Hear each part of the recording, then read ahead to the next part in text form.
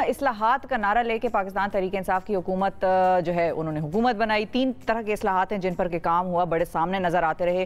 صحت کے حوالے سے کام ہوا, تعلیم کے حوالے سے کام ہوا, اور اب فائنلی جو کل ہوا وہ تو بہت بڑا کام ہوا. تاریخ میں کہتے ہیں پہلی دفعہ ہوا. ان کا دعویٰ ہے, ہم ان سے جانیں گے. حکومت نے فوجداری قانون اور نظام انصاف میں اصلاحات پیش کر دی ہیں جس کے مطابق خواتین کی جاسوسی, کوئلے پر چلنا اور کسی کو پانی میں پھینکنا جو ہے وہ بھی جرم ہوگا. ویڈیو اور ای میلز بھی شواہد تصور ہوں گے. غیر قانونی پولیس حراست پر 7 سال تک سزا ہوگی اور ایس ایچ او کے لیے گریجویٹ ہونا لازمی ہے. اس طرح کے مزید قوانین ہیں جو کل متعارف کرائے گا, اور ان اصلاحات کی روشنی میں مختلف شعبہ جات میں جو ہے ہم اگر آپ کو بتائیں ترامیم کی گئی ہیں. اس کے حوالے سے ہم بات کریں گے. لیکن ایک اور چیز بھی ہوئی کل ان قوانین کو, جو کہ تاریخ میں پہلی مرتبہ ہوا, جس کو ہم کہہ سکتے ہیں کہ step in the right direction ہو سکتا تھا, یا اس کی امپلیمنٹیشن کے بعد ہی اس میں سکم کا پتہ چلے گا اور تب ہی پتہ چلے گا کہ اس کو مزید بہتر کیسے کیا جا سکتا ہے.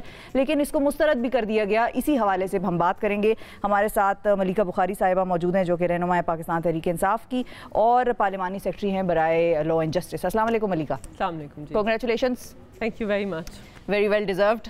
بڑا زبردست آپ لوگوں نے کام کیا, کوشش کی ہے. ایک کوشش ہے کہ نظام میں بہتری لائیں. ریفارم ضروری تھے, اور ایک نئی چیز کو کھڑا کرنا قدرے آسان ہوتا ہے کیونکہ آپ ڈائریکٹلی بنا دیتے ہیں اس کو, لیکن پرانی چیز کو بدلنا, اس میں ترامیم کرنا, یہ مشکل کام ہے, ٹیڈیس جاب ہے, اور اس میں ٹائم بھی بڑا لگتا ہے کیونکہ آپ نے اس کو ٹیسٹ کرنا ہے, پھر پتہ چلے گا کہ کیا ٹھیک تھا غلط تھا, پھر اس میں تبدیلی ہوگی.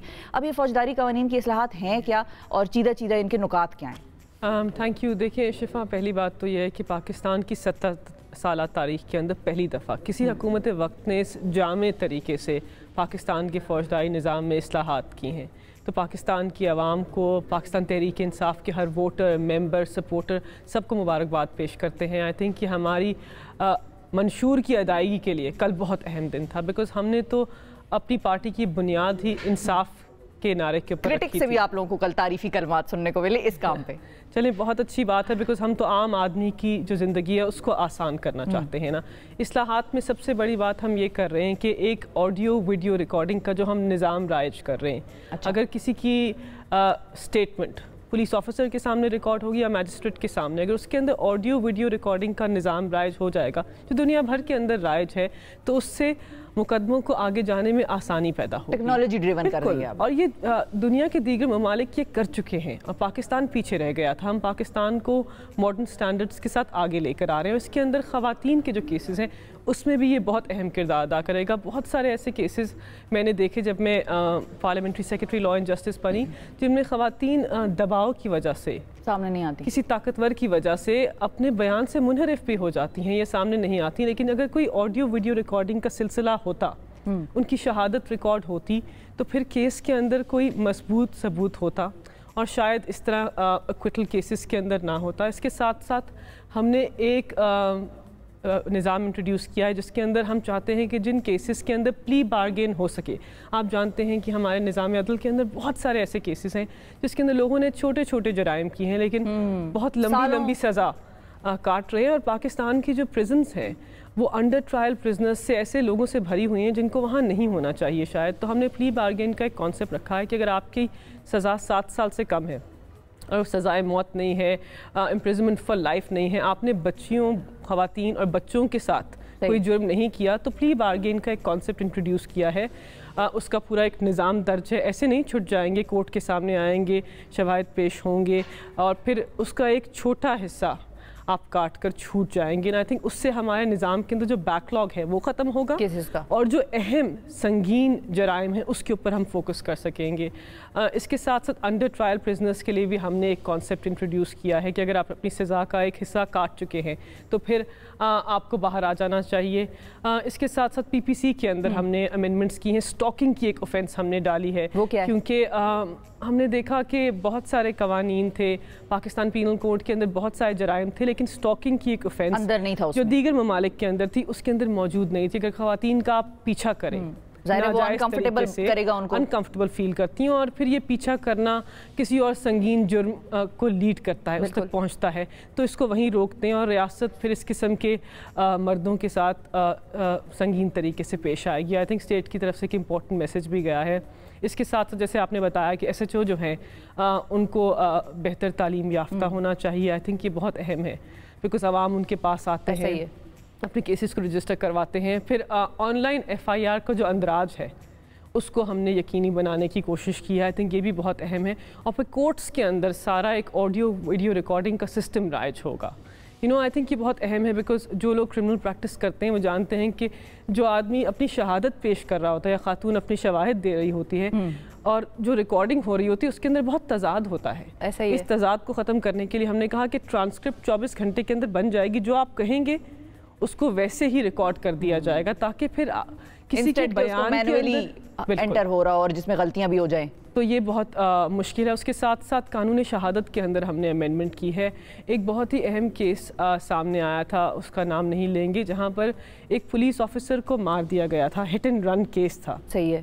اس کیس کے اندر ایکویٹل اس لیے ہوا تھا اور سزا یافتہ شخص جو ہے یا جو مجرم ہے وہ اس لیے چھوٹ گئے تھے کیونکہ جس آدمی نے ویڈیو بنائی تھی وہ کورٹ کے اندر پیش نہیں ہو سکا تھا.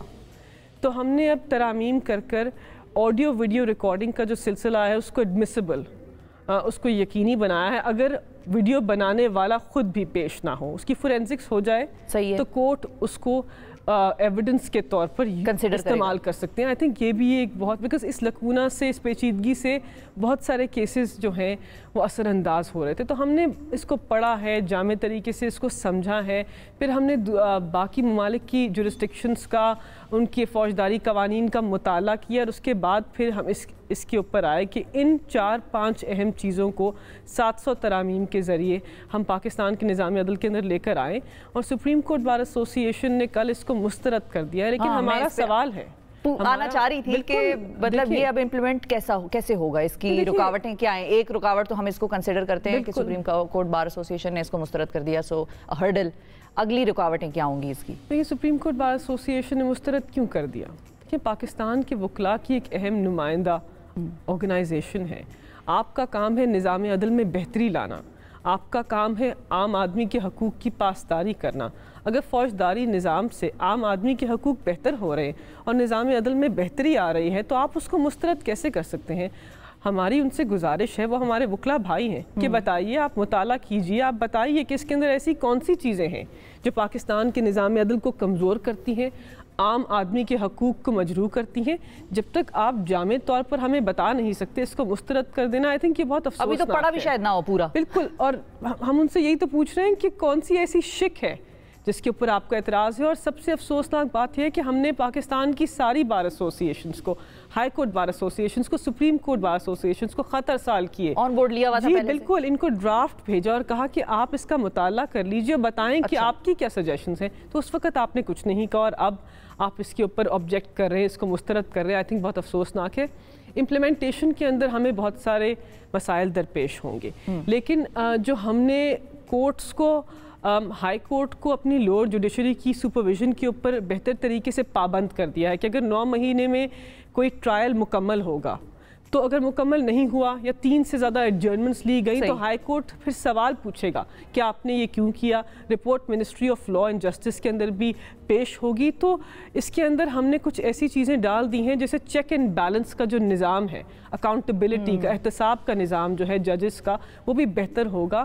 آف کورس کسی بھی نئے قانون کو عمل درآمد کرانے میں ہمیشہ مشکلات پیش آتی ہیں, لیکن یہ ایک شروعات ہے, یہ ایک کوشش ہے, یہ ایک کاوش ہے جو پہلے 70 سال پہلے نہیں ہوئی تھی. ہم نے ایک کوشش کی ہے. اگر کسی کے پاس کوئی بہتر تجویز ہے تو سامنے آئیں, ضرور ہمیں دے, کیونکہ قانون صحیفہ آسمانی نہیں ہوتا, یہ ایک ایوالونگ پروسیس ہے. پاکستان تحریک انصاف نے ایک بنیاد رکھی ہے, آپ اس بنیاد میں اپنا حصہ ڈال دیں, آپ بھی بتائیں کہ اس کے اندر کیا بہتر ہو سکتا ہے. پاکستان کے اندر بڑے مایہ ناز وکیل ہیں, اگر ان کو لگتا ہے اس میں کوئی سخم ہے تو ہم سے بات کریں, لیکن اپنی چیزوں کو ریٹن تحریر کر ہمیں بتائیں. زبانی کلامی بتانے سے کہ میں اس کو مسترد نہیں مانتا, آئی تھنک یہ کافی نہیں ہے, بیکاز یہ ایک بہت امپورٹنٹ کوشش ہے.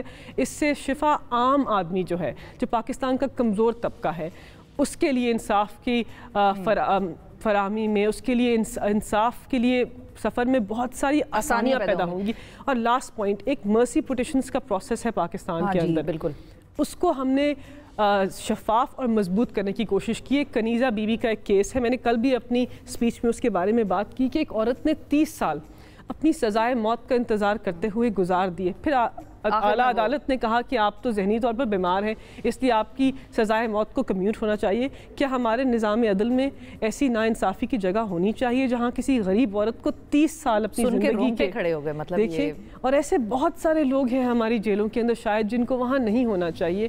تو اس نظام سے ابھی ایک ریسنٹ کیس ہے جس میں کہ ایک عورت کو مرڈر کے اس پہ چارج پہ ڈیتھ ہو گئی اس کی اور بعد میں ایکوٹ ہوئی وہ. اور یہ ایسا سنگین مس کیریج آف جسٹس ہے جو کسی بھی جمہوری نظام کے لیے شرمناک ہے. بالکل صحیح. اب یہ لے تو آئے ہیں آپ لوگ، اب اس کی امپلیمنٹیشن بھی ظاہر کرانی تو گورنمنٹ نے ہوتی ہے. کتنے عرصے میں ہم دیکھیں گے فائنلی کہ اس کو امپلیمنٹڈ ہمیں نظر آنے لگ جائے گا؟ یہ شفا جلد از جلد آئی تھنک اس سال قوانین کو عمل درآمد کرانا، کیونکہ وزارت قانون و انصاف نے جامع طور پر سول پروسیجر کوڈ میں، کرمنل پروسیجر کوڈ میں، اینٹی ریپ لاس کے اندر، وراثتی حقوق کے اندر ہم ترامیم لے کر آ گئے ہیں، نئے قوانین لے کر آ گئے ہیں.